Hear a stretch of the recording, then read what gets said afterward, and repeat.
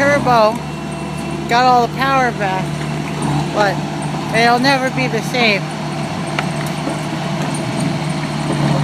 Seems like it got damaged from all the strain.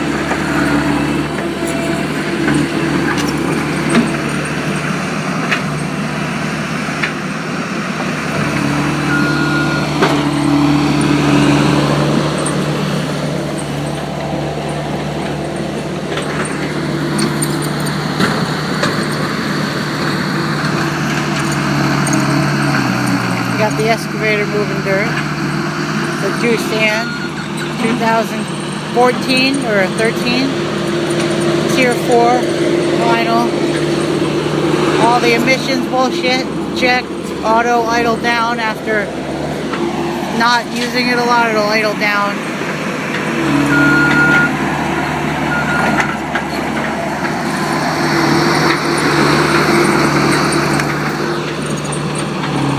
Got a pretty small bucket. Very fast hydraulics.